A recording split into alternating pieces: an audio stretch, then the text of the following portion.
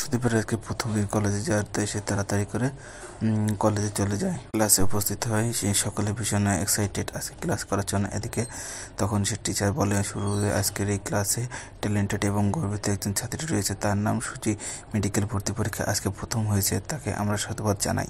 তিনি এখানে আসেন এই বলে সুদীপাকে ডাকাডাকি শুরু করে, কিন্তু সুদীপা তখন তাকে এসে সে টিচার ভাবিতে থাকে এই কী ব্যাপার, উনি এখানে নেই, প্রথম হয়েছেন, তো ক্লাস থাকার কথা। ঠিক সেই মুহূর্তে দরজায় দাঁড়িয়ে সুদীপা তখনই দৌড়েছে, বলে, স্যার আমার কাছের নাম সুদীপা। ক্লাসে সকল ছেলেরা এই মেয়ে অবাক হয়ে যায় যে এর মেয়ের হয়েছে, এই মেয়ে প্রথম হয়েছে, ড্রেস আপ আমাদের। আসলে সুদীপা তখন ক্লাসের ভিতরে প্রবেশ করে, কিন্তু সুদীপা ক্লাসের ভিতরে প্রবেশ করে কেউ তাকে বসতে দিচ্ছিল না। তখন সুদীপা একটু মন খারাপ হয়ে যায়, তখন কোনো জায়গা পাচ্ছিল না। তখন টিচার তাকে বলে, বসতে দাও, তোমরা এরকম করছো কেন? সুদীপার জায়গার টিচার সুদীপা বসে পড়ে। সুদীপার শাখা পলা সেই দূর যেগুলো বারবার দেখতে শুরু করে, আসলে মনে হতে সুদীপা পছন্দ করে ফেলে। তখন সেই সকালে উদ্দেশ্যে সকলকে মধ্যে সে সেটা পড়ে না, অর্থাৎ সুদীপা তখন হাত নাড়ায়, সুদীপা তখন দাঁড়ায়, সুদীপা দাঁড়িয়ে গড় গড় করে তখন উত্তর দিয়ে ফেলে। আর টিচার তখন ইমপ্রেস হয়ে যায়। তো সকলেই তখন সুদীপার ওই প্রশ্নের উত্তর পেয়ে সকলে হাততালি থেকে টিচারও ভীষণ খুশি হয়ে যায়। সুদীপাকে অনেক সাধু জানায় ভবিষ্যতে এই আগামী দিনে ভবিষ্যতের জন্য এই সুদীপা তোমার জয় হোক। সুদীপা তখন, তুমি আগামীতে অনেক উন্নত বলবে, স্যার এ কথা বলে। সুদীপা তখন বলে, স্যার আমাকে আশীর্বাদ করবেন। এদিকে সুদীপের দিকে সকলে হাঁ করে তাকিয়ে থাকে। ট্যালেন্টেড মেয়ে, অথচ গেট আপ খুবই বাজে। অন্যদিকে যারা রূপার ঘরের মধ্যে ছোট্ট বেবি নিয়ে খেলা করা শুরু করে, রূপার মা আর বলতে তখন খেলা শুরু করে দেয়, কিন্তু সেই মুহূর্তে ছায়া দেখার রূপা তখনই বুঝতে পারে সে সামনে কেউ আসছে বলে। তখন সে কে দরজার সামনে এসে দাঁড়িয়েছে, এখানে তখনই দেখা যাবে সামনে দাঁড়িয়ে থাকা তালায়, কোনো তালায় সে রূপা। মা, রূপা আমি এসে গেছি, তুই খেলাধুলা করছিস, আমার সঙ্গে দেখা করতে এসেছিস, তোকে নিয়ে এসেছি। এদিকে রূপা তার মাকে ডেকে শুরু করে, অর্থাৎ সুদীপাকে ডাকে, মা মা কোথায় তুমি, এখন চলে আসো। তখন কুন্তল বলে যে তোমার মা তো এখানে নেই, তোমাকে আমরা হাত থেকে কেউ বাঁচতে পারবে না। তখন দেখা রূপার কাছাকাছি আসে, তখন রূপার দিকে তাকিয়ে বলে যে তোমার মা কিছু করতে পারে না, আমি তখন তোমার সাবধান করেছি, তোমাকে সঙ্গে করে নিয়ে যাব আমার সঙ্গে। রূপার সঙ্গে তখন বলে, না আমি তোমার সঙ্গে কোথাও যাব না, এক্ষুনি এই কথা থেকে চলে যাও, এই বলে চলা শুরু করে।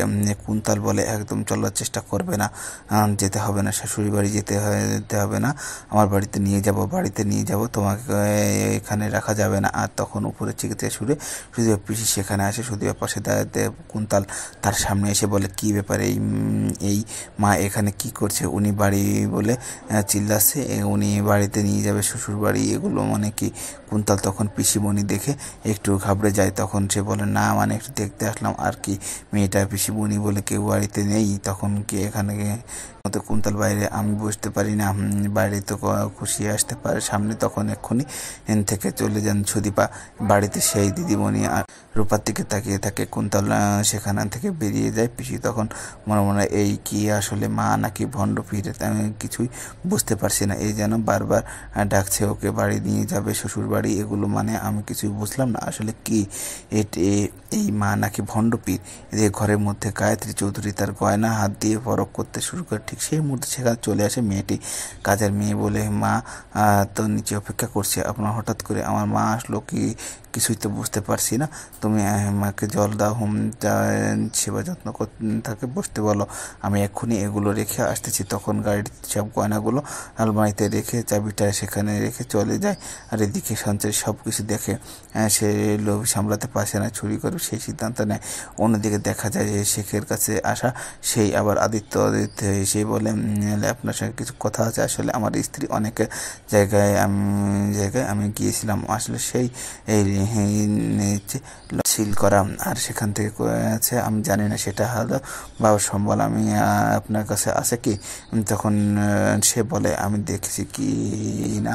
সুদীপা তখন বের করে দেয় সেই হাত নিয়ে দেখে এবং বলে, হ্যাঁ এটাই তো। সেটা তখন বলে, আপনার ডাবল দাম দিয়ে কিনতে হবে, কেননা একজন বায়না করে গিয়েছে, তখন তো বলে যে যত লাগুক আমি দেব বার্মা এসব। তখন মাকে প্রমাণ করে তখন মাকে বলে কি ব্যাপার মা, আপনি হঠাৎ করে আমার বাড়িতে? তখন কুন্তল বলে তোমার বাড়িতে আসতে হলো আমার মাকে বলে বাড়িতে ঘরে অমঙ্গল আসে চলেছে কেন?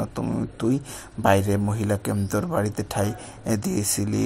তখনই মা বলে কি বলবো, তো দিতেই চাই, সে তো আউটসাইডে ঘরে রয়েছে, আমার বাড়িতে রয়েছে করতে।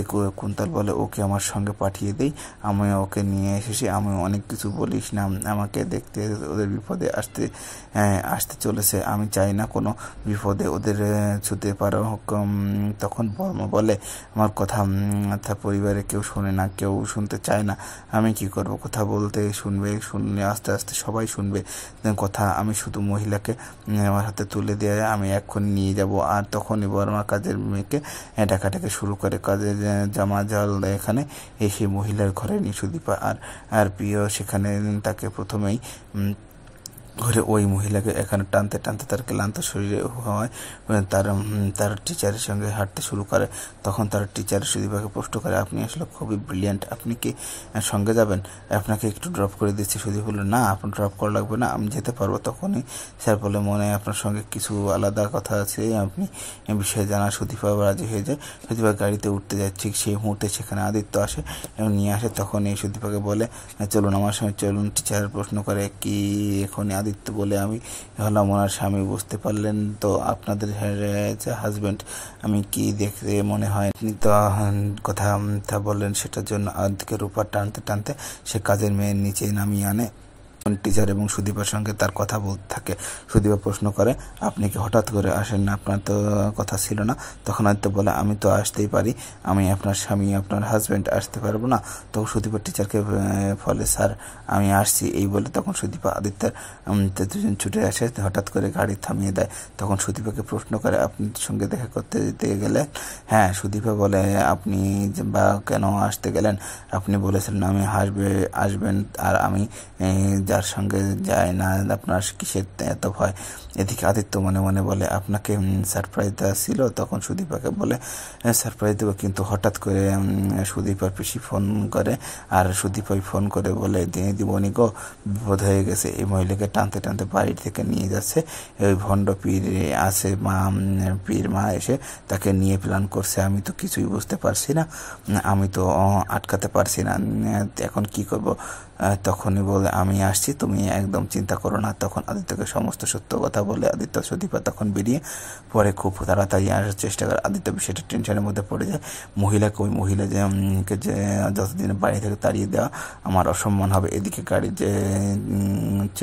গাড়িতে চৌধুরী দাঁড়িয়ে থাকে, ফন্ড মা কুন্তল বসে থাকে, আর এই সময় কাজের মেয়ে রূপাকে টানতে টানতে নিয়ে আসে। তখন মা বলে বলছিলাম কি দিদি, এইভাবে ওনাকে বাড়ি থেকে তাড়ানো কি দরকার? অসুস্থ সুদীপা অসুস্থ বাড়িতে, তারপরে যে ডিসে নেওয়া যাবে না। তখনই গাড়িটি বলে আমার উপর কথা বলার সাহস তোমাকে কে দিয়েছে? হ্যাঁ, এই জন্যই তো তোমাদের ছেলেগুলো আলাদা হওয়ার জন্য একে মায়ের হাতে তুলে দেবো, এই জন্য রূপার কাছে। আবার কুন্তল তুমি আমার সঙ্গে চলো। রূপা এদিকে রূপার কোনোভাবে সে কুন্তলের সঙ্গে যেতে চায় না। তখন হঠাৎ করে রূপা একটু অস্বস্তি হয়। রূপাকে পানি এনে আদিত্য মা বলে এভাবে ওকে বাড়ি থেকে তাড়িয়ে দেওয়ার কী দরকার? বাড়িতে সুদীপা আসুক না তার।